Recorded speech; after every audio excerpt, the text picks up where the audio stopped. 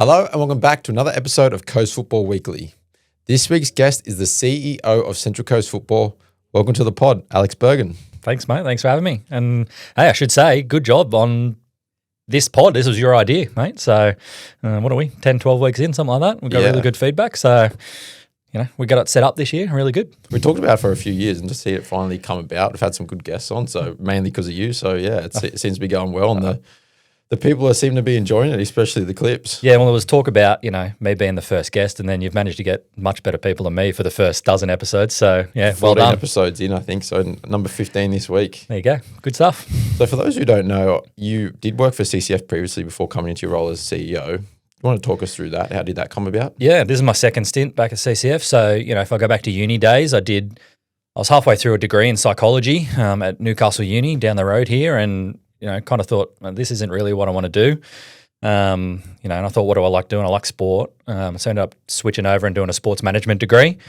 Fluked a job at Football Australia in just a call centre job straight out of uni, doing play football support when the registration system first went to play football. So there was plenty of support needed then. So working for Football Australia down in Sydney, and then my boss at the time just said, hey, don't you live on the Central Coast? There's this job going, competitions manager at Central Coast Football. And I said, absolutely. Mum and Dad live 2 minutes away from Pluim Park. Like, I grew up at Pluim Park like a lot of people have. And I said, yeah, cool, I'll apply for that. So the old CEO, Darren Sprod, came in and started working under him as the competitions manager. Did that for 3, 4, 5 years, something like that. We were in the old Erina building, and that's when Pluim Park first got Darren got grant money, and we first did up Pluim Park, all the fields, and we did the amenities building and the office here. So knocked down that old green building, the old building on stilts, the mahogany room, I think they used to call it. So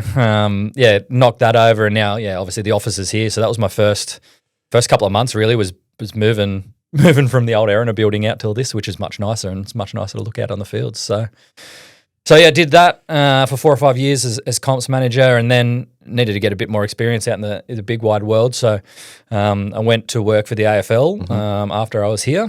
I was working for AFL in Sydney, doing community role down there, similar type of thing, running competitions for the AFL. Then COVID hit, big restructure of everyone, but in the AFL basically there was big restructure of jobs. I applied for a national role, and so ended up moving down to Melbourne. Working as national volunteer lead for the AFL, so doing really cool things with AFL's partners. They got a lot of money floating around in the AFL, lots of sponsorship, lots of programs and initiatives that we managed to get off the ground down there. So I lived down in Melbourne for a couple of years, and then we had our first daughter, and we were coming back to the Central Coast, and that's when Darren said, I'm leaving, I'm finally out. What are you doing? And so got in conversations with the board, and they asked me if I was interested in coming and stepping back in as the CEO, and I did. So this will be a fourth season back. Back in 2012, I think, is when you first started for CCF as a competitions manager. There's still that role here today. How do you think that's changed throughout the years, looking back? Yeah, I remember when I first started, I was competitions, assistant maybe or something like that. And there was a few people here. Jackie Lennon was a competitions manager at that time. That was when, clubs used to bring their team sheets into the Erina office at CCF. We used to get hundreds of team sheets every weekend, literal paper team sheets. And we used to go through and have to check them for goals and scores, enter scores manually. Yellow cards, red cards all got entered by the CCF staff manually, right? So it was extremely time consuming. So people weren't used to having their scores or their table or their ladder updated till sometimes Thursday, Friday. If you got it done before the next round, then you were lucky, really. Yeah. And so for now to have my compap and the competition management system that we have, and we get people that if their score isn't 10 minutes after the game, if the score isn't entered, they're blowing up saying, you haven't updated my table. Why are you doing this? And certainly if, God forbid, a referee gets the score, 2-1 loss instead of a 2-1 win, we hear about that a lot. So, we invested heavily, Central Coast Football invested heavily in that technology system in my compap so that we can deliver a better competition for our players. And I think, second to none around, different associations. Some use Dribble, some use Squatty, some use others, but obviously my compap was custom built for us and it serves our purpose really well. So I think we get really good feedback from our punters on what that looks like. So, big changes technology-wise. I mean, Pluim Park's still Pluim Park. We invest heavily in our fields and our grass around here, which is something we might touch on a little bit later. But at the end of the day, people are still kicking a football into the goal or trying to. Born and bred coastie, as you mentioned. I think growing up, played for the Falcons. What did sport look like for you as a youngster? Yeah, I played, like a lot of coasties, I played everything: cricket, soccer, baseball for a while.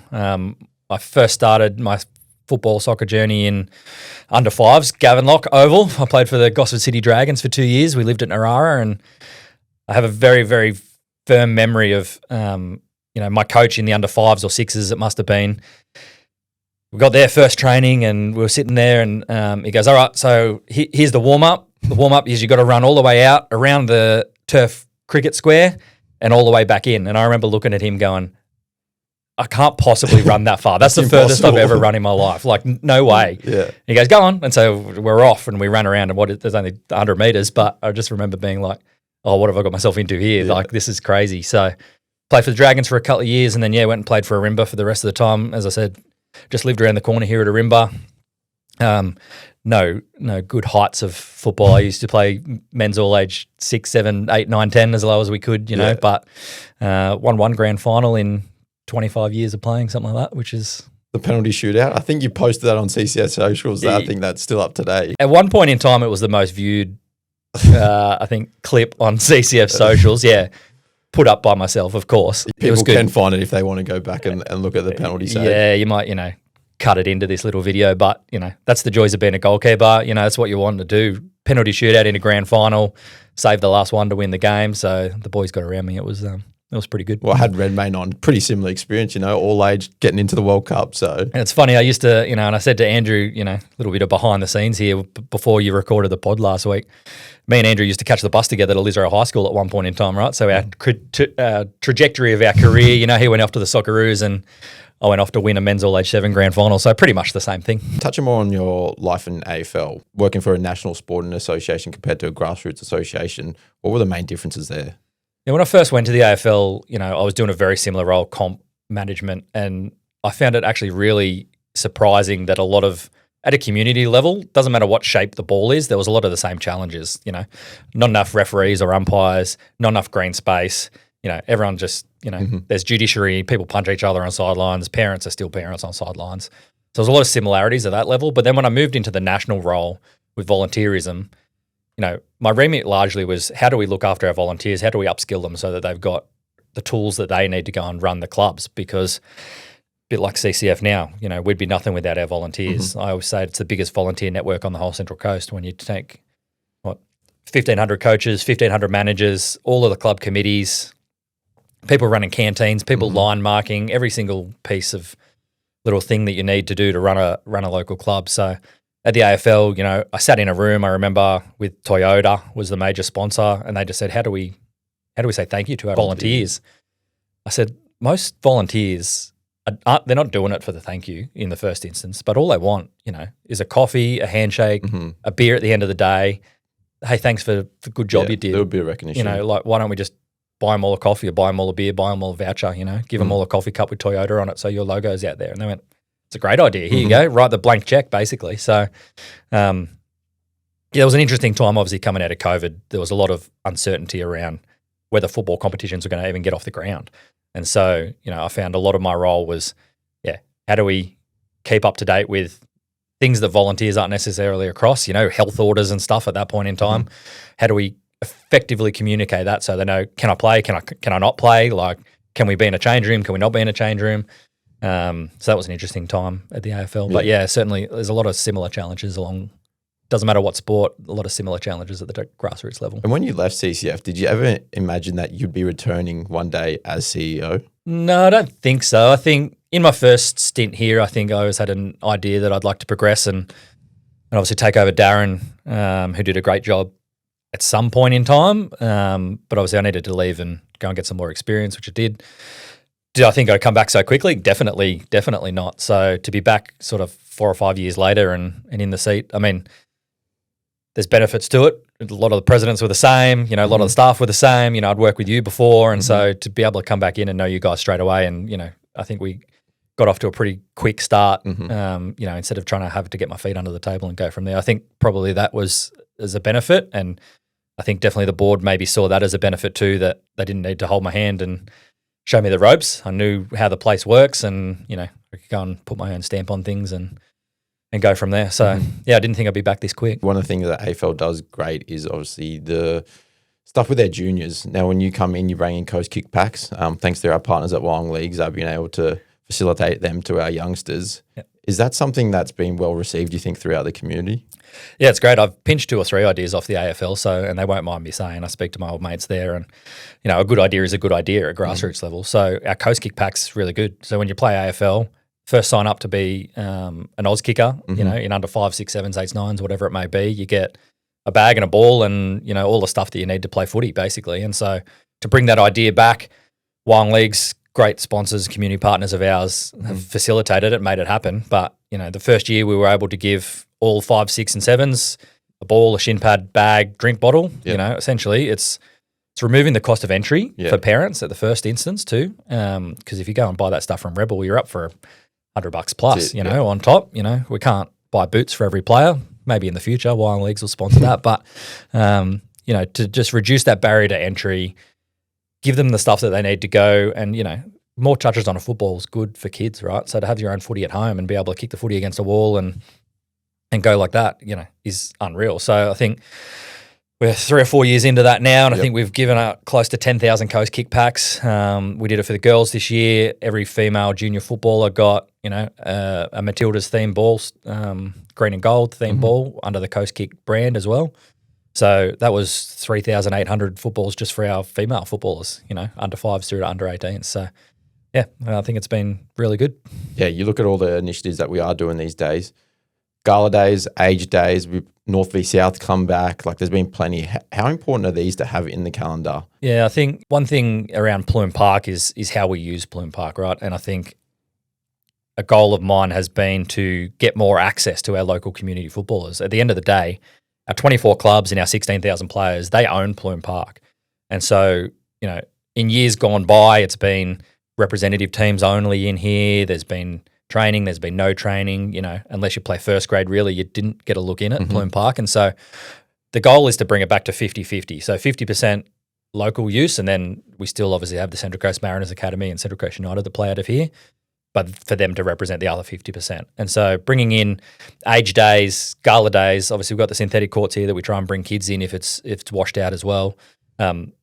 Last year it was 65% that we had local games in here, so it's more locals. So, unless you play finals, in the past, you basically don't get to see Pluim Park. But now I think we've done, certainly all junior age groups have had an age group day here in the last year or two. Yep. We had men's 35s age group day, men's 45 age group day. We had men's and women's all age. I think we got a little bit washed out on those ones. But basically, every age group's had their chance to play at Pluim Park at some point in the last couple of years, and we'll keep rotating that through over the next couple of years because it's great, and you want to come and play on a good surface too, right? We love seeing, under 12As come out on Pluim number 1, come out of the change rooms and go, oh, how good's this? We got a grandstand, we got a scoreboard this week. Like, this is the best thing ever. The guys in the boardroom say it's their Wembley, right? And that's probably right. You remember the one game that you got to play on the stadium at Pluim Park, and how good was it? Yeah. They got to run a little bit further because the field's a bit bigger than the usual, Hilton Moors or what it may be. So youngsters do love it. The oldies probably not so much because they can't blame the bobble and things like that, and they do have to run a bit further. So that's what I say to a few of the boys in the 45s a couple of weeks ago. I said, no excuses today, boys. Again, a bit further to run for them too, which they weren't happy about, but great support. And you had Angelo on a couple of weeks ago. Heartbeat a football round and make it red. Just encourage people to support that where we can. It's great. We donated $1 from every beer. I think we sold 850 beers here that day, which is great. $850 back into to Heartbeat of Football for a great cause. So, again, 45s get their chance here too. Everyone gets their chance. If you're a community footy player, you should be able to play on Pluim Park at some point in time too. A lot of other associations jump on Make It Red round, as well as Female Football Week, which is a national-wide campaign. How important is that to keep girls in the game from top to bottom? Big time. It's been a big focus of ours. Obviously, we are growing rapidly in the female space, like all associations are. We will touch on 5,000 female registrations. Won't hit it this year. We'll talk about our rego number in a second, but next year, our goal is hit 5,000 female registered players, which is massive, massive, massive for us. So you look at the people that are leading the way, the associations that are leading the way, a Manly, they're at about 32 or 33% female representation. We're not quite there yet. We're at about 30, so something that we're working on. Obviously, having the Tillies play at the start of the year helped a lot, and that's why we decided to lean in on the Coast Kickbacks into the given all the female junior registered players that as well. Over the last couple of years, we've done reviews into all parts of female football, from WPL, Women's Division 1 coming in, all the way through to what we're doing for mini roos. We didn't have girls-only mini roos teams, and so to be able to bring that in, we've got every single age group from 5s through to 13s now, and then we're working on expanding that so they're single age groups all the way through to 18s as well. So once we get that weight of numbers of mini roos girls coming through, we'll be able to just start bringing it up. So we don't have that 2-year age group that the gap that we've had previously, which is not unique to us. A lot of associations do it that way. It's just a weight of numbers thing. So the idea is to have, from 5s all the way to 18s that you can play single age, and you can play female only, you can play mixed. It's driven a massive boom in female registrations at that mini roos age group for us, for sure. And especially the older ones too. Friday nights, women's, they love it. Well, that's right. When it first started, we had maybe 6 teams or something in there, and now there's two divisions. Yeah, so it was a key recommendation out of a big piece of work we did in Women's Football Steering Committee. It was things like first grade, how do we create pathways for girls to come through from the bottom to the top? So it was a wide-ranging report, but one of the key things was we didn't have a women's 35s comp. I think CCF had trialled it before in the past, maybe a women's 30s comp, I think it was. But having that free space, free of the weekend, so we've decided to put it on the Friday night so that, a mum is not tied by, having to go to their kid's game or their husband's game, the partner's game, whatever it may be. Clear air Friday night to participate in your own league, in your own space. First year we had 6 teams. Next year we had 12 teams. This year we got 20 teams. So it's going gangbusters. They all love it. There's some really good teams. There's some social teams. There's a bit, it's challenging, and it's going to be a challenge for us in the future to try and get that balance right of who's playing for what reason as well. But the facilities also is a challenge, which we'll touch on a bit later. It's taking up hours of our 25 hours that we can use a week. And so while we really want to facilitate this comp and grow it, because it's great, we'd love to see more and more teams playing on a Friday night. There is that challenge from council where we just don't have unlimited hours to play. And so, if next year we go 20 teams to 30 teams, it starts to, become interesting. Where do we play? How can we schedule it better? Out of all the initiatives that we have seen in the past few years, is there one you're most proud of? To be honest, the women's 35s is a real easy one. And probably for me, the mini roos, getting the girls only teams in mini roos. I mean, I've got a 4-year-old daughter. Maybe she want to play. She tells me she doesn't want to play soccer at the moment, but we'll see. That can change. Well, she might get a run next year. So for her to go and play with her mates from daycare at school next year and playing a girls only team, first entry into footy next year, under 5 girls comp, go for it. So, I think we're up to 212 female only mini roos teams, which is massive, right?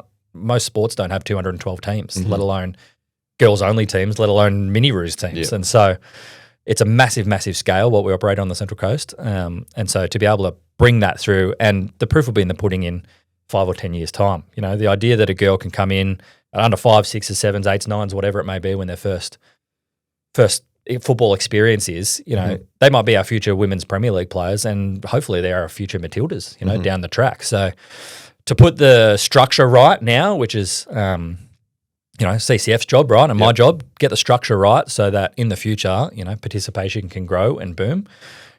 We'll see. We'll see how we go in 5 or 6 years' time. Numbers are looking really good at the moment. So especially to have the same pathway as the boys do, obviously, go throughout the grades. Exactly. And, we have good clubs that do things really well, right? And success generally breeds people wanting to go and play there as well. But to be able to play under 5s at your local club all the way through to the top grade, whether that be an all-age one, a women's Division 1, a women's Premier League, that's what we really need to facilitate. That's our job. That's our association football, right? And so you should be able to have a whole pathway within your own club to go bottom to top. And then if you're good enough and you're going to go play for the Mariners Academy or or someone, down the track, then that's good. We should facilitate that as a talent pathway for sure. But what we need to worry about is, are we creating a good experience for our members at a grassroots level? And so for girls being able to play with girls, loud and clear, the feedback was we need more girls-only teams. And so, to be honest, it wasn't the hardest change we've ever done. It was pretty easy, but it's reaping rewards at the moment.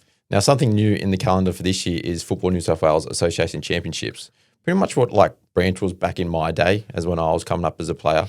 What does this opportunity mean to our local players?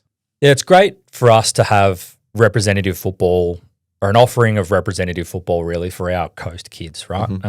It's been various iterations of this tournament over the years. It's great that Football New South Wales is bringing it back. They're bringing it back in lieu of the Association Youth League, which we weren't involved in. I mean, we've got, if you're a representative kid and you're playing for Central Coast United, you're playing for the Central Coast Mariners Academy, that's all good and well, but it's $3,000 rego, it's a time commitment, it's training, and it's not all the rest, right? Not every person can do that. And so the idea of this is, we're going to take the Central Coast out to Mudgee in a couple of weeks' time, and really give that representative experience for our 4 teams, 72 kids that have been selected. We had a trial process. I think you'll get Pete Preston, our coach education manager, here in a couple of weeks' time just to talk about how we went about the process. But it was, we've got high-level C licensed coaches. We're going out there to put on a good show, really. So to be able to give that representative level, tournament experience, and then they go back and, all these kids are still training with the Entrance or Terrigal or Wyoming week to week, come in here, train for 6 weeks leading up to the tournament, get to know some kids, some of their peers that are in other competitions around the Central Coast as well. So it's really great for us to be able to send it out there. I think, I'll get this number wrong, but I think we had 17 out of our 24 clubs are represented. I've had a player selected, So when you look at that, that is a real true representation of how strong the Central Coast is. So it'd be interesting to see how the results go out there. I don't know. There'll be some strong associations for sure, the Sydney Metro associations. A lot of regional associations are bringing their teams as well. So I think the draw's due to come out this week. Hopefully we can do that, and hopefully Central Coast can get around our teams on the socials and give them a bit of love and support that they might need. Very good representative from across our clubs. Now, as CEO, you are the go-to man for a lot of our presidents. How would you say your relationship is with, obviously, our local clubs and their presidents? Great. We have some of the best volunteers, I think, in the whole Central Coast, obviously. So, our clubs are volunteer run. We have some paid roles, at clubs, canteens and line markers and some other bits and pieces. But by and large, all of our 24 clubs are run by volunteers. And so to put your hand up and be the president of that club takes, a special skill set for sure. And a time commitment, and you've got to love football to do it. So, I talk to all of our presidents weekly, if not more. We've got a really good relationship with them. We meet in here every now and again for big presidents meetings to talk about strategy, talk about where we're going, talk about issues that might be arising. But for them to be able to run competitions and run their clubs the way that they do, football wouldn't exist without them. We can't do it for them. We can provide the structure and we can provide the league and the competition management. But at the end of the day, the volunteers are running match day. And so when you talk about a participant coming in, we can set up unlimited under fives girls competitions. But if they turn up at whatever their local club is and they don't have a good experience because they don't have a coach or whatever, on the day, that's really the nuts and bolts of what football is. What do you think are the biggest challenges our clubs are facing at the moment? So when I came back into this role, I really wanted to focus on 3 things. And it's not rocket science. It's just what does the punter want at the end of the day? And so what they want is, ostensibly, for 99% of our people, what you want is to turn up to your game and the ground not be washed out. So facilities is the first big banner. Yep.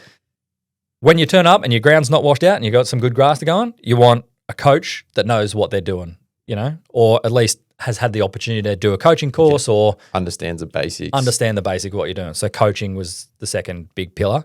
And then when you get into the competition age groups and go onwards, you want a referee in the middle of the ground to know what they're doing as well, for sure. But, historically, our coverage percentage for referees has been about 70%. So it wasn't guaranteed that you'd even get a referee, especially if you're playing in a low all age competition or at a weird time slot or something like that. So the 3 things were facilities, coaching, and referees. And so if I just touch on those 3 things individually, and the progress that we've probably made over the last 3 or 4 years since I've been here. And if I go back to front referees, we haven't missed a competition game covering it with a referee in the last 2.5 years. So, and a little bit longer than that actually, because it trailed off the back end of the year before. So to have 100% coverage of referees for 12s and up is sensational. I don't know if people understand how ridiculous that is. Like, that's insane. Yeah, And a lot of work goes into that, especially with the recent years of washouts, moving games last minute, to still be able to find a referee to head to that game for kickoff is incredible. Yeah, it's a logistical nightmare, and Luke does a really great job in here, CCF staff doing the appointment. But we've also brought in other people in the referee space, because getting a referee to the ground is just one part of it, and people take it for granted having a referee. But training that referee, recruiting them, having them come through a course, getting them kitted out with all their gear, going out, we go and assess all our new referees twice in their first 6 or 8 weeks of being here, so that they have some support to go on and keep doing it. So, we made the decision. We brought in Danny Horsted, who's a Football New South Wales. He's been on this pod, right? NPL referee. Does a really great job in upskilling certainly our top referees. We've got, great people like Youngie, who I'm sure will be on the pod at some point in time. Wayne Young, one of the great men. He does a great job at the other end of the spectrum with our brand new referees, getting them loved and support. And then, we've got a whole bunch of referee coaches and assessors in between that go out and see basically everyone. So we're trying to upskill them as much as we can. We're trying to love them. We do referee seminars here once a month, once every 6 weeks, where we bring them in just like a club would. We call them our 25th club.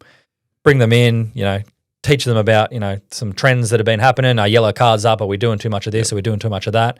How do we write reports better? How do we manage sideline official better? What are the things that the CCF are doing to help and support them? So we bring them in. We're trying to do, it's multifaceted, the referees part of it, as it is, and that's one little part of football, right? And I think this is probably, if anyone can take anything from, my chat, a CEO is not a big ticket person to have on a pod, but just some of the stuff that goes on behind the scenes, everyone sees, rightly so, everyone has their one team that they're in. They see what affects their one little team. If you zoom that out a little bit, your one team exists in a club that might have 100 teams. Your club exists in CCF that has 1,575 teams that we have this year. It just zooms out. And so there's a lot that goes on behind the scenes of all of these things. But to bring it back to the start, they just see that a referee turned up to their game, and it's a yes or no thing, right? So it's all the stuff that goes behind it. Rather than all age back having to find someone from the sideline, maybe a dad to run a game, it's come a long way. Big thing. And so it's match day experience, right? So that's referees. And then if you go to coaches, we've invested pretty heavily in coaching courses over the last few years. And so I think we've run over 125 coaching courses here at Pluim and out at our local grounds.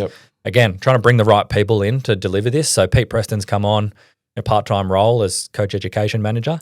And so he's done a great job. He's an A licensed coach. He's got plenty of experience at representative level, at local level, all across the ground. So to be able to just run coaching courses, we've done so many professional development seminars here in Pluim. We've got one coming up in a couple of weeks' time. To give coaches that want to learn the ability to just roll into a course, learn something simple. Quite often the last person standing is the person that gets handed the balls and the bibs and say, all right, you're the coach, right? So if we can upskill them a little bit, coach is the number one driver of retention in football. And so if you've got a good experience with your coach, then you're more likely to come back and play football again the next year. So for us to put some effort and resource into upskilling coaches is certainly super high on the priority list. We've run 2 or 3 C licenses here for those that are coaching at a senior level and want to keep going. We ran a B license for the first time ever. Maybe ever, at Pluim Park as well. And we're in talks about bringing an A license to Pluim Park as well. So we've got the full pyramid, whether you're a dad or a mum, first-time coach that's just got the under-5s, bag of balls, and what am I going to do? Some simple drills to get the kids engaged. It's 4:30 on Wednesday and trainer starts in half an hour. What do I do? We want to be able to upskill you. And we also want to be upskill the first grade coach that's coaching Division 1 or coaching Premier League and wants to get their C license or their B license or go further and be a professional coach or coach at a representative level, something like that as well. So to be able to do that, coaching as that second pillar, pretty important as well. And then lastly, facilities. Facilities is the one that we get the most comments on. on Facebook and on Instagram and on socials, and rightly so. It's the number one touch point. You turn up and you see, is the grass in a good condition? Is it open? We've just come off a couple of weeks of rain. Is the drainage good? Do we have facilities? What are the change rooms like? That's a massive, massive, massive part of what the game day experience is. And so when we look at what we've done to address our facilities gap, we work really closely with council. They run 115 facilities across the whole Central Coast, of which we use about 70. So Central Coast Football is the biggest user of its green space and its facilities. So we feel like we've got a lot of skin in the game and we've got a good relationship with council. People will argue that council should do more. And of course, we agree, more is good, but we're realistic about the constraints that they have at an organisation level. And so that's why, we want to help out.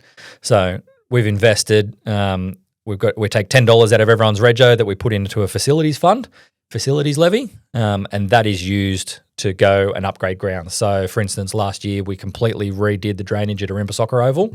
Haven't missed a weekend there yet since, apart from last weekend where everything was called off. So to go and do projects where we can help council have skin in the game, we're spending the money on football facilities that are going to benefit everyone. That doesn't just benefit Ourimbah, it benefits every visiting club that goes and plays at Ourimbah as well, right? And so hopefully by the time we get to finals time, the ground's still in great nick. We can use it for finals. We can go and do stuff like that. So we've got a backlog of things that we want to contribute to and help with. Drainage is obviously a massive one. That's the first thing you notice, as a player. Am I washed out or am I not washed out? And so the first sort of 2 or 3 big projects on the list are drainage-related projects and improving drainage at our grounds. But certainly it's not limited to that. We need to do a lot of work in the female amenities space. Obviously, council owning all of the amenities buildings that we're in, it's not as easy as clicking your fingers and all of a sudden you've got gender-neutral facilities that are really inclusive. So there's a lot of work to be done there. We need to upgrade lighting. Lots of our council grounds have old metal halide lights, which are dim at the best of times, don't allow for night games. If they do, it's right on the edge of, being good enough. So to upgrade LED lighting around our grounds as well is something that we do. And we've spent a bunch of money on portable posts, which people would have seen out and about in the grounds over the last couple of years. To be able to wheel the posts away for training, keeps our goal mouths in a better nick. Helps council too because they don't have to re-turf so much at the end of a year. Gives us a bit more flexibility for training, move them across the side, and then hopefully when you turn up to a Duffy's Oval or something like that, the goal box doesn't look like this. It's still got some grass on it, or at least it's still flat. So because they're the kind of things that limit your ability to be able to play. Because if your goal mouth's just a divot and a patch of dirt and it rains even the slightest bit, that's something that can call the game off. So well, you sort of know if there is rain coming. You look at where you're playing at this week and okay, this ground usually has better drainage than this one. There are fields out there that do struggle compared to others, and that's just obviously they haven't had the work that Bungarra. That's one of the ones that usually is indestructible, stays open just because it's more sand-based. It's council can't go and redrain and re-turf every field every year. Obviously, we know a bit more about grass managing Pluim Park, so we keep Pluim to a really excellent level, and we're not expecting every council field to look like Pluim Park. Geez, it'd be good if they did. But the money that we spend on Pluim Park, it's in the vicinity of $100,000 per field per year, right? So if you take that to a council level, they're not spending millions or billions of dollars on, ryegrassing every field or returfing every field every year, stuff that we do to create a really good product. So when you come and play finals footy or you come and play your age group day throughout the year, you've got a really good surface at Pluim. Council's never going to do that. What we're trying to do is just bring those bottom 4 or 5 grounds that we know are going to wash out. Everyone knows, a Gavin Lock or a Duffy's or what it may be. They're going to be the first to go, right? So if we can bring those bottom 4 or 5 grounds back up to where they should be in terms of drainage and amenities and lights and whatever else, ultimately it just helps everyone play football more, which is the aim of the game. Now, registrations have closed for the 2026 season. Another year, another record. What does that say about football on the Central Coast as a whole? We're growing again, right? We've got the most registered players in Central Coast football history this year, 16,563 players. It's just, it's fantastic for us. When you take I say this stat a lot to politicians and to council people, and it's probably a good one for the pod. If you take every other winter sport and combine them, rugby league, rugby union, AFL, netball, combine them, they've still got less players than Central Coast Football have. And so for us to have 16,000 players, biggest user group of all council venues, growth year on year, Socceroos coming up in a couple of weeks' time. World Cup. We're only going to have usually more. Get a boom from that too. We usually have about a 10% boom in World Cup years. And so we'll see on the back of summer regos when they come around and next year's regos for sure.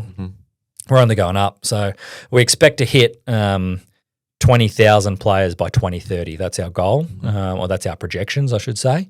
So for us to have 20,000 registered footballers on the Central Coast, absolutely massive. It equates to 1 in every 7 people on the Central Coast having something to do. When you take in mums and dads and grandmas and grandpas and family, 1 in 7 people have something to do with a football club on the Central Coast, which is just a ridiculous stat. It's massive. Has this growth surprised you at all? Doesn't surprise me. No, it's good to have growth. Obviously, having growth and having more registered players is one thing.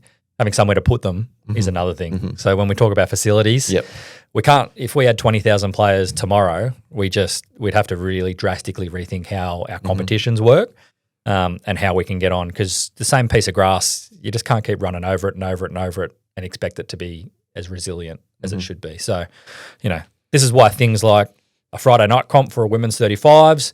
We look into social comps. We obviously run summer football out here as well at Pluim Park, and some of our clubs do as well. To be able to have different avenues to participation is certainly on the radar for us going forwards, because just plonking 20,000 players on a weekend and they expect to all play on Saturday morning or Saturday afternoon at 3 o'clock or Sunday morning or Sunday afternoon, we will just run out of space. Without council providing new facilities, of which there's really none on the horizon, brand new facilities aren't easy to come by for a lot of constraints. So we need to think about what space do we have? How do we use it better? Whether that's upgrading the drainage, whether that's changing our competition structure slightly to create more avenues for participation. I think that's probably the next big challenge for Central Coast football. And how do we adequately support a growing registration base? Because certainly it doesn't look like we're going backwards. How would you say your relationship with council has changed, especially with the growth over the recent years? Yeah, we have really good constructive conversations with council. People often think it's like banging your head against a wall with council, and sometimes it is, that's right. But there's some really good people in council, all of which that they're all coasties as well, and they play or they have some involvement in not necessarily football, but sport on the Central Coast.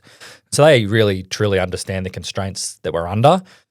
They don't have a silver bullet to go and fix all the problems that they have internally. I think from our point of view, there's a bit of bureaucracy and stuff that probably feels like red tape, and sometimes you can't get things through that maybe otherwise feel quite easy, especially when, Central Coast Football, for instance, to do a drainage project, we'll pay for it, we'll get the contractors, we'll do everything. Not always that easy, right? There's environmental things that you need to think about. There's other user groups, obviously, that we need to think about. It's always not as easy as you think it is. That's right. If it's a cricket, we want to do work over summer, but cricket uses it, that plays a part. Yeah, and so we've got a really good relationship, not only with council, but with our other sports, right? Because we coexist on the same pieces of grass, essentially. So, we have the guys from cricket in here all the time, and we have a chat around how can we do projects like this and upgrade drainage, but not always cricket's going to be, the one that's displaced or put out.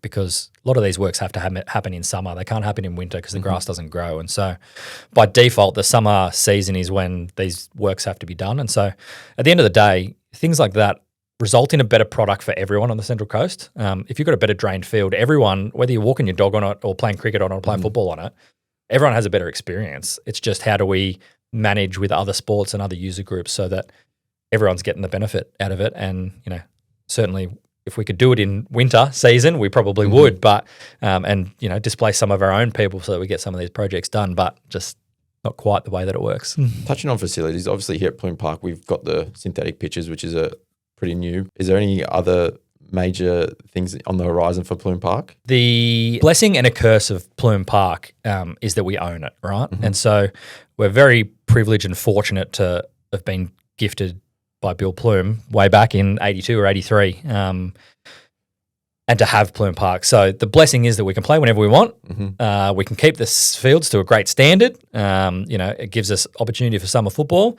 The curse is that comes with a cost. So maintaining the facility of Pluim Park, all in all, costs about $700,000 a year. And so other associations around Sydney and around New South Wales and around the country, they don't really have that massive cost burden on them. And so that's unique for CCF. So when you talk about people that come to Pluim Park, and I hope that they would say this, they come here and there's a really good, the fields are excellent, the grass is really good, we've got 5-a-side courts, we can warm up and do some other bits and pieces. I think we've nailed that pretty well and we work very hard on it. Most people are surprised. They get here, they look at the fields, they think they're synthetic. Exactly. Until they step on there and they realise they're grass. Credit to Paige and Dino, the greenskeepers, they do a great job and they put their heart and soul into this place as well. So it's good. The bit that Pluim Park is lacking, and this is the bit that we're going to start working on in the next sort of 12 months, is our amenities. So our canteen and our change rooms, they're not particularly fit for gender neutral use. We've got people, as we say, all the way from under fives through to Mariners Academy.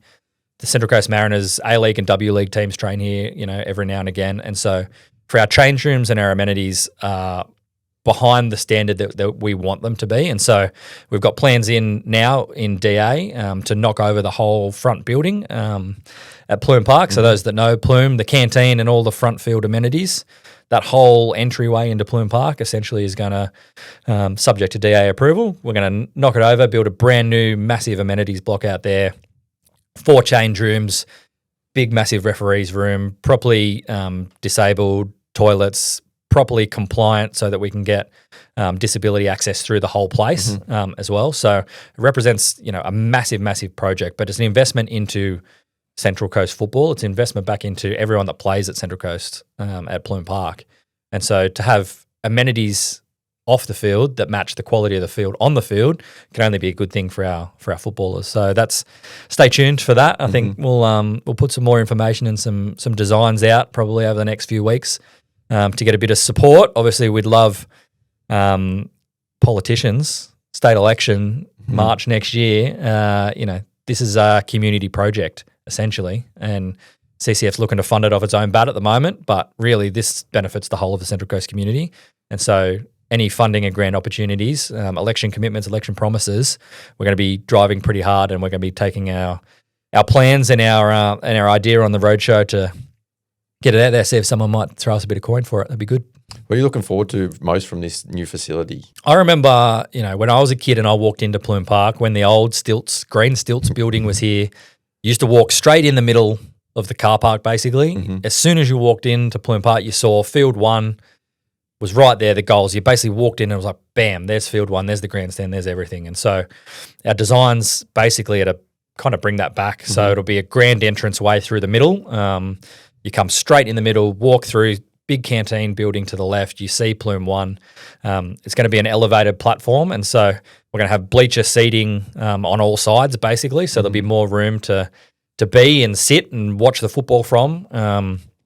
Obviously, just to be able to design amenities that are fit for purpose here and meet the standard of what we're trying to achieve is certainly what I'm looking forward to, but certainly, yeah, that grand entrance, walk through Pluim 1, feels like a regional facility fit for purpose. And touching more on day-to-day here at CCF, are there any big misconceptions out there that you hear about CCF and what happens here day-to-day? Yeah, the number one, I'll talk about the staff in a minute, but the number one question that I get asked is, well, what do you do in the off-season?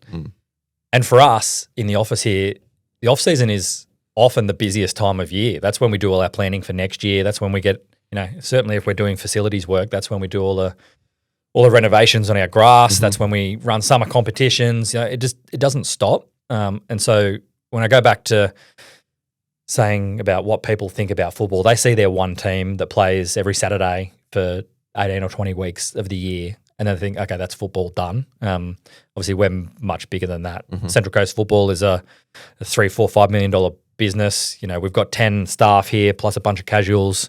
that are employed full-time, part-time, a few bits and pieces. So for us to deliver football actually takes a massive, massive amount of work.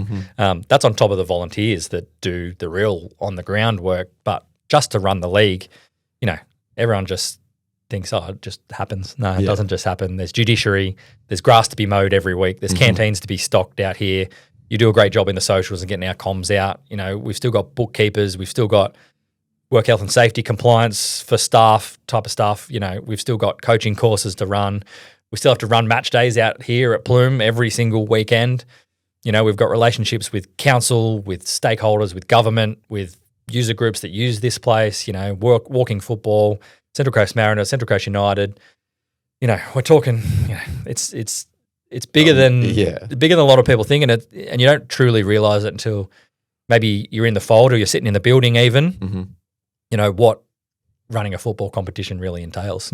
Obviously, week to week, we do get red cards, any incidences from the weekend. For those who aren't aware of the judiciary process, what does that look like for a player who has to come in or a club that needs to come in? On average, we probably have 20 or 30 red cards a week. When you look at it, there's about 350 competition games a week. So 1 in 10 might have a card, which is a reasonable ratio. And some weeks are worse than others. Some a lot of red cards are just 2 yellows. You get your 1 week suspension, then you're off. But for serious incidents or for things that are sort of out of the ordinary, we have a judiciary panel independent of CCF made up of a couple of great blokes that have long experience in football.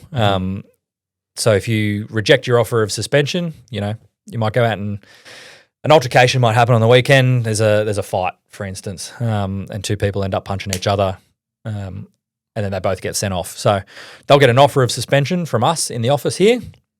Might be 3 or 4 weeks, depending on what it was. So you can either take that 3 or 4 weeks, which has a discount of 1 week for an early guilty plea, essentially, or you can say, no, I want to fight it. I want to have it heard by the judiciary. So then you would come in on a Thursday night, state your case, essentially, and that penalty can either get increased, which is often, or very rarely decreased. It'd have to be exceptional circumstances, really, to get it decreased. And so we've had a rise this year of off-field incidents, and it's something that it's good to call out on a platform like this around. We can deal with the red cards on the field. That's what referees are for. We've got great referee coverage, obviously. We train them to deal with on-field incidents. They're always going to happen. There's always going to be a bad tackle. There's always going to be a little melee or something. These things, that's kind of football, we're not condoning bad behaviour, but that's football.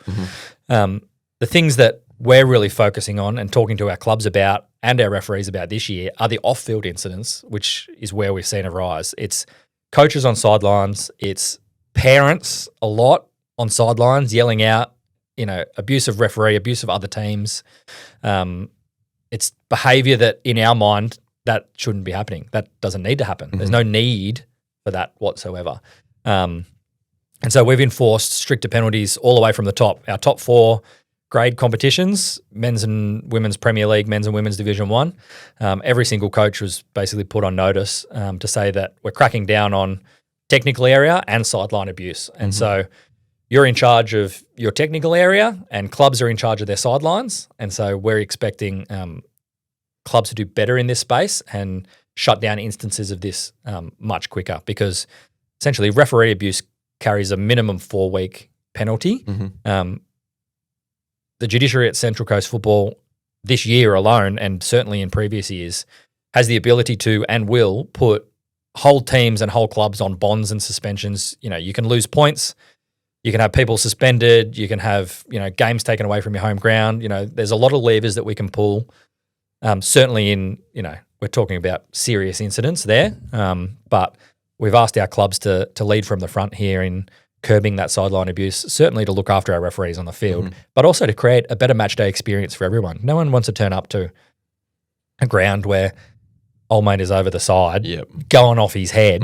We had a game this year, and I won't name the club, but the players from the sideline was going off. Some parents were getting a bit rowdy on the sideline, and the kids from their own team asked the referee to stop the game. They went over to their own parents and said, shush, enough's enough, right? So if your own kids and your own team are doing that, probably shows your way out of line. Yeah. Are there any particular trends in behaviour, more so based on that we have seen an increase in over the seasons? Obviously, part of our referees is supporting our referees as well. And so referee abuse, everyone says, the reason why referees don't come back is referee abuse. It's actually not. It's down the list of reasons why referees don't come back. They don't come back because they get jobs or, they're time poor or they move away for uni or, whatever it may be. So we've cracked down on referee abuse over the last couple of years and we've increased the punishment for that. So last year, for instance, every junior referee you would have seen, they have their under-18 armband on. Last year, it was double the punishment if you abuse an under-18 referee. This year, we've just raised the bar for all referees. All referees increase punishment if you're abusing referees. But yeah, on-field is on-field. It's, it's bad tackles. It's denying obvious goal-scoring opportunity. That just happens. That's football, right? It's the stuff that is not football that we're trying to crack down on. Fights, sideline abuse, sideline behaviours, stuff like that. How do you think the introduction of the sin bin rule has sort of changed how, especially probably now, older age groups act on the field towards a referee? It's really funny. You talk about, social media commentary a lot, and we get our fair share of people on social saying that's a dumb idea, and sometimes it is a dumb idea, but this one was not. And it wasn't our idea either, by the way. Lots of other associations have done this. It's an IFAB law of the game. Yep. Like, we're not making it up. No, that's right. We're just implementing what a lot of other people are doing. And so to have the 5 minutes in the bin or 10 minutes in the bin, it just gives that referee another tool to try and calm the situation down without having to send a player off. Obviously, a red card is an inflection point in a game and can change a whole game. We found, it gets used more, and probably we expected this, in over 35s and over 45s competitions than it does in the kids, because it's, men and women's 35s is not excluded from that as well. So it's the old guys and girls that, just heat of the moment, lose the plot a little bit, and to get that yellow card and have 10 minutes, just sit down and calm down. Yep. That's often that's enough to fix it. And quite often when they get sin bin, they're getting absolutely razzed up from their own players on the sideline saying, what'd you do that for? Yeah. Calm down, champion. Yeah. So certainly a great initiative. If you ask the punters on Facebook, it's the worst thing that's ever happened. But the anecdotal evidence that we have from the sideline is that it's been really, really beneficial. So that'll stay. Yeah, a lot better for the game. Now, under your time also, we have united the men's and women's Premier Leagues under one banner. How do you think the Premier League's competitions have evolved since your time first being here? Yeah, it's obviously we run 4 Premier competitions, Men's Premier League, Women's Premier League, under the same banner, Scribal Premier Leagues, thanks to our naming rights sponsor there, and our 2 Division 1, Men's and Women's Division 1 competitions. Over the last couple of years, I think there's obviously been a drive in whether it's social media or just general attention to those competitions. Obviously, every club's doing their own thing, announcing players on socials, doing match graphics, player of the round type stuff. So I think there's more eyes on our Premier competitions than ever. Obviously, we and you do a great job of promoting it through our CCF and our Scribal socials as well, week in, week out. And so I think, people always argue about what the on-field product's like, whether it's better or worse than 10 years ago, and depending on what side of the fence you sit on, the answer's either way, right? And so I think what we're trying to focus on, obviously, is promoting the league as best we can, getting it out there to people that might not have seen football. Everyone that's involved in football generally knows what the men's and women's Premier League competitions are. And so when you look structurally at it, we made some changes to the women's space a couple of years ago, and our women's Premier competition's arguably the strongest it's ever been. Kalani's going all right, at the top at the moment, but it's a really close and strong competition. Even our Division 1 competitions, men's Division 1 is the closest it's been for a number of years this year, and so is the women's Division 1. So, structurally, we can get the structure right. There's promotion, relegation. We've changed some things around playoff games in the men's, for instance. So it used to be top 2 teams in Division 1 got promoted, bottom 2 got relegated. We had some discussion with our clubs about, is that the right number? There's 20% of the competition changing every year, whereas you look at a Premier League, it's 3 teams out of 20, so as a percentage it's smaller. And so an English Premier League, I should say. And so we decided to change it up, and again, it's not CCF making this up. This is what happens in Newcastle and other leagues around the world. Championship playoff game happens in England, at the top level. And so we went, in the men's space, bottom team relegated, second last goes into the playoff with the Division 1. For a final series, yeah. And so, Wyoming, for instance, were in the playoff game last year against Gosford, ironically, who ended up in Premier League anyway. But, they won and stayed in the Prem for another year. So it'll be interesting. I know you had Ackers on here last week, and as it stands, it's East Gosford v Killarney, I think, in the playoff game, which would be, if it were to play out that way, it would be a huge fixture. I imagine the bar would be pumping at Pluim Park, number one. It's the final game of the season as it stands. Yeah, and I mean, it provides a bit of intrigue as well. Final game of the year to find out who's playing in which competition adds a bit for the fans as well. Again, there's trade-offs you've got to have, because a Yamina, who had a fantastic season last year in Division 1, arguably their goal was to get promoted. They got promoted, but their first grade team don't play in a final series because, the Wyoming comes in and takes their place. So there's trade-offs to these things. There's no perfect answer. And that's probably the key takeaway for everything that I've said. Well, a big change recently to our Premier League competitions is been the addition of a player point system. As we enter the second year of that, do you feel like it's serving its intended purpose? Yeah, it's an interesting one, and it's when you talk about decisions that CCF have made, or ways that we run the league, certainly this has been a contentious one over the last couple of years. Our clubs were coming back to us with feedback around player payments, right, which is not allowed in our league. It's a condition of amateur registration that you can not get paid more than $100 a week reimbursement to play in our amateur competition. We can park the discussion about whether we think it'll ever be a professional competition, CCF or not. But at the moment, we're running an amateur competition, and so you can't get paid. And so our tools to investigate finances and things from clubs is limited. And I think we're all aware that most of these issues are arising through third parties and sponsors, and they're outside the realm of club books in that regard. And so to address that issue, we can't address people getting paid. We can address people moving clubs. And so a way in restricting and maintaining competitive balance is a player point system. And so, again, not an idea that CCF's come up with. It's common amongst most professional leagues have a player point system. A lot of amateur leagues have player point systems as well. When I go back to my AFL days, there was a player point system for juniors, right, to stop representative players stacking a whole team. And so essentially that's the idea around the player point system, is limiting player movement, so it becomes trickier to go and stack a whole team, whether you're paying them or not paying them. And clubs will argue blue in the face that they're not paying them, but anecdotally, there's a bit of that happening, right? So to have a player point system that attempts to maintain competitive balance as best we can, is it doing the best job? It's doing an okay job. Does it need some refinement?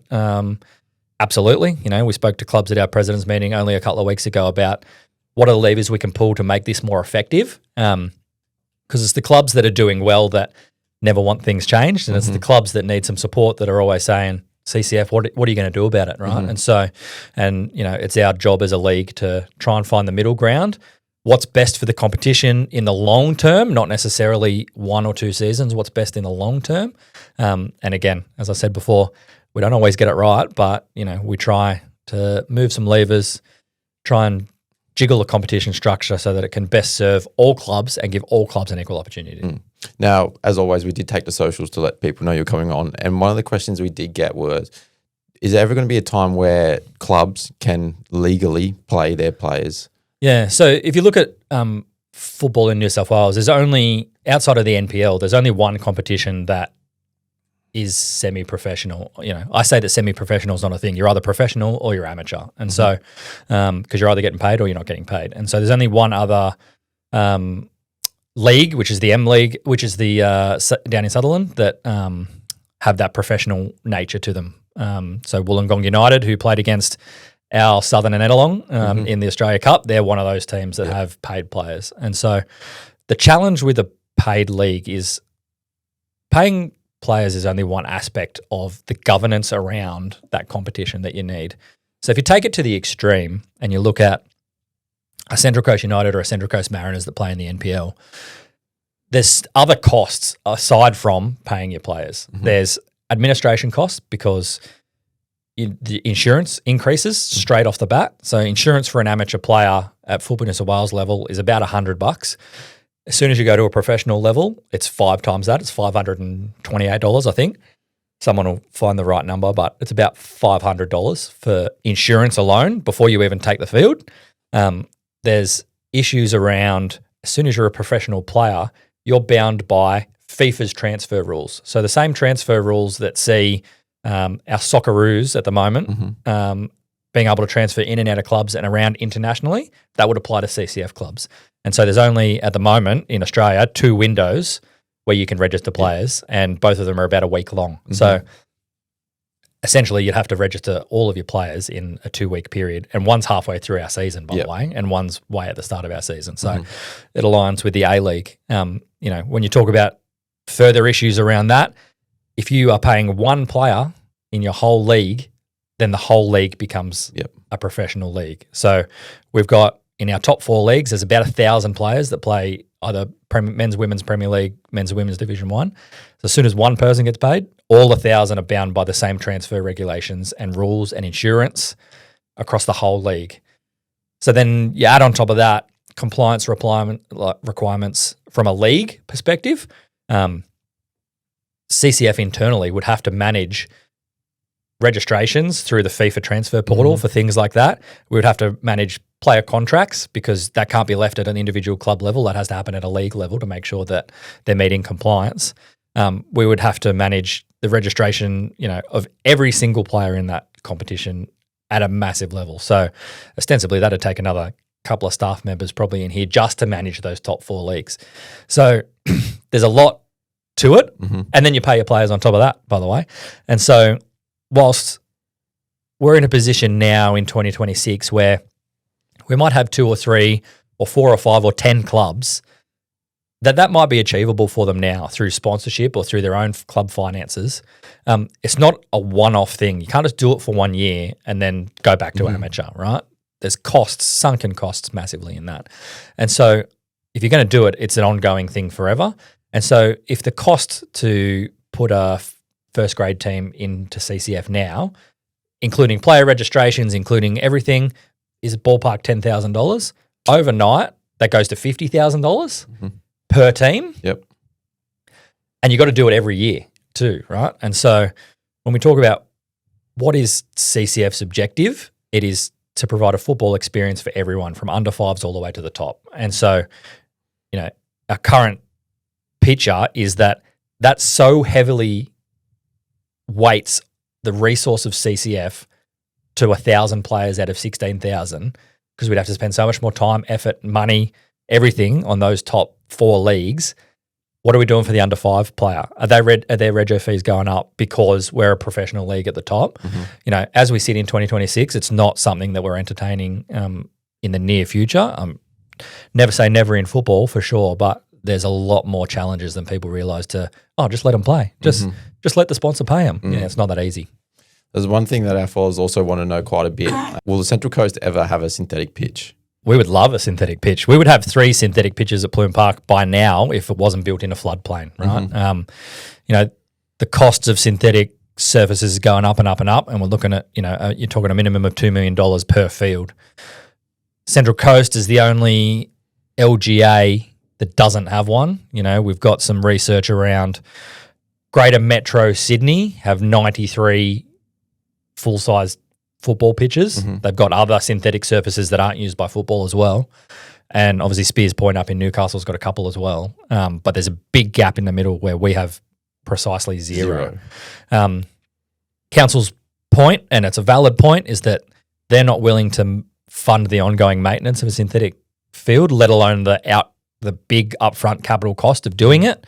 They've got questions around vandalism and stuff that we've got some good research to say is not as prevalent as they think it may be, but it turns out to be a funding issue at the end of the day. And so would I like to see a synthetic field on the coast soon? Absolutely.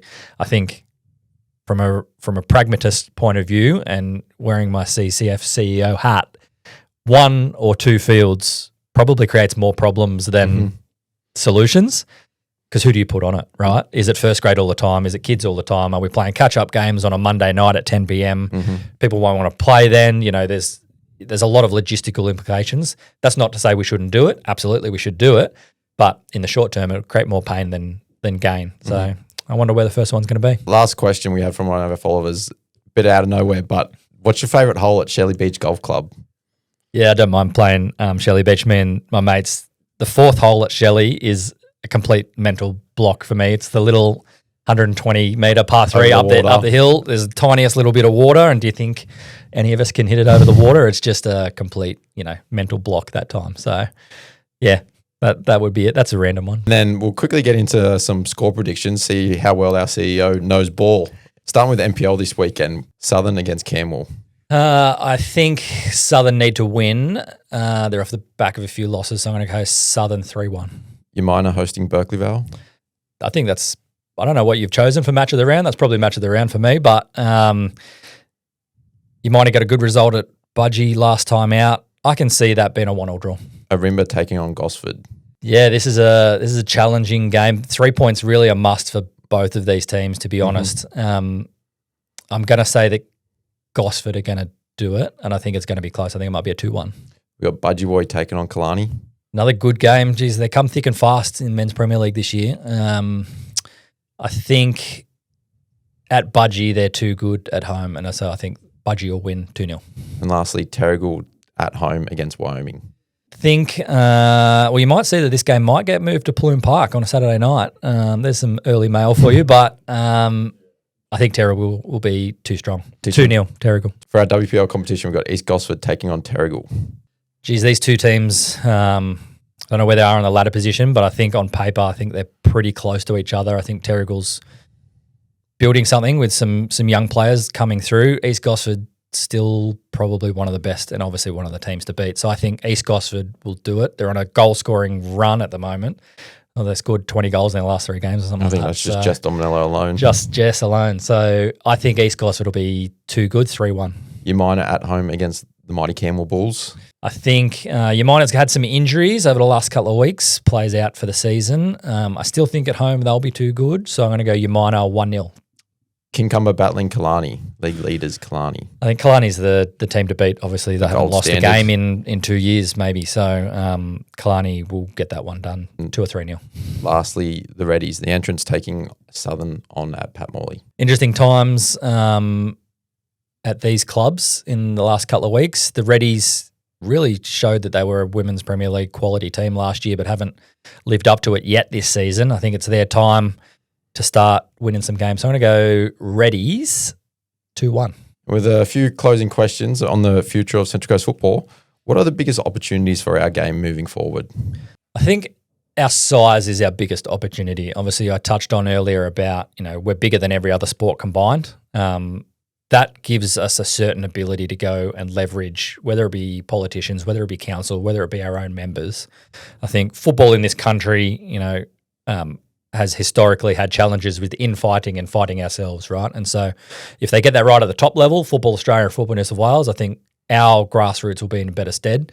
I think locally, if we can get our 16,000 players, when you take 16,000 players plus mum and dad and grandma and grandpa, our mailing list that we go out to weekly, it's 50 or 60,000 people on the Central Coast. If we can get those 50 or 60,000 people at least pushing in the same direction, whether it be for better facilities or more access or, whatever it may be, I think, that really is our opportunity to drive the game forward. And what do you want football on the Central Coast to look like in 5 to 10 years? That 20,000 players would be good. I mean, we just keep driving for that. I think, obviously a big focus of ours, as I've spoken about today, is female participation. Cracking that 5,000 female players. Hopefully we can do that next year. Hopefully this time next year I can sit down with you and say, we've done it, 5,000 registered female players, which by itself would be bigger than most sports on the Central Coast. That'd be good. And then, just creating a good experience for everyone to play football, whether it be under 5s, over 35s, over 45s, Premier League or whatever it may be in between, all age football. It's got to be a level for everyone. And so create a good experience, whatever your entry point to the game may be. And as we finish up, is there a message you want to give to our players, our clubs, our coaches, our volunteers, referees across the Central Coast? No, I think just keep supporting Central Coast football. We try and promote the game, as best we can in here. We're open to ideas, especially, things like this. We want to see, give us some ideas. Who do you want on the pod? Who do you want to talk to next? Who do you want Adam to have a chat with? We might get some more local people on, if you want to put your own hand up and come and sit in this hot seat, maybe that's a way to do it. We want to keep engaging with you all. And we want to keep driving the game forward. So that's it. Reach out on socials if you want to come on board. Thank you for listening to this week's episode of Coast Football Weekly. Please remember to like and subscribe on YouTube and leave a rating and review on Apple Podcasts and Spotify. As always, we'll catch you next week for another episode.